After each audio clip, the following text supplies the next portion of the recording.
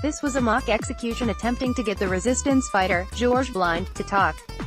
It didn't work. Georges did not divulge any information.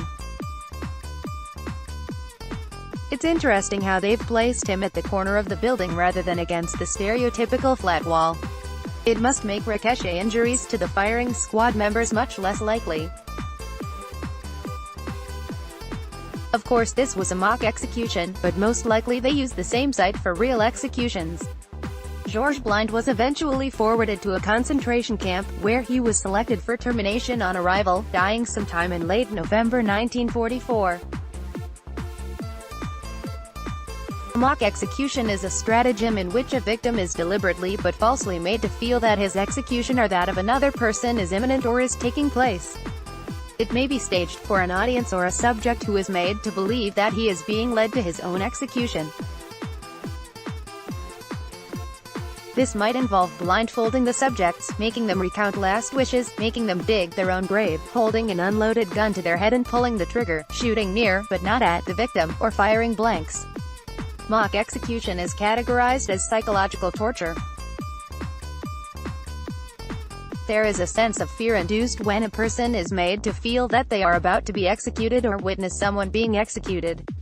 Mock execution is considered psychological torture because there is no physical harm caused, but there is mental harm. Psychological harm is caused because the victim's suspense level increases while awaiting their death or someone else's, which is considered torture. The psychological trauma begins to occur when the victim realizes that they are about to be executed. The psychological trauma results in permanent damage equivalent to the aftermath of physical torture. The buildup of anxiety due to mock execution could influence the end result of the staged death. Usually the mock executions were done to intimidate and let people in occupied Europe not to mess with the Germans. The Germans thought the best way to fight resistance movements was to be utterly brutal in putting it down. If a village housed a few fighters, they would just take out the whole village. They had whole SS squads dedicated to this. They would also incorporate any local police forces, so they had a good lay of the land and a line to insider info. A lot of these local police forces helped the Germans because they were so scared themselves and got some preferential treatment. Also, this was Hitler's strategy in the East from the start. Any village suspected of hosting partisans would have all of its men executed, at the very least. The extermination of Communist Party commissars and Jews was also ordered, and was mixed in with these anti-partisan activities in an effort to hide the reality of Hitler's war of annihilation. This is identical to the French response against Spanish partisans after Napoleon's invasion of Spain. The French troops could not fight the English-Portuguese while the Spanish terrorized their supply lines.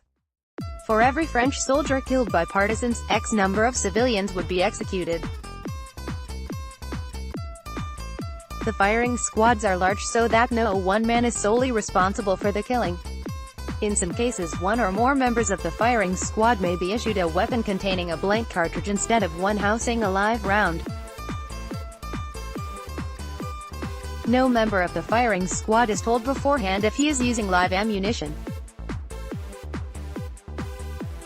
This is believed to reinforce the sense of diffusion of responsibility among the firing squad members, making the execution process more reliable.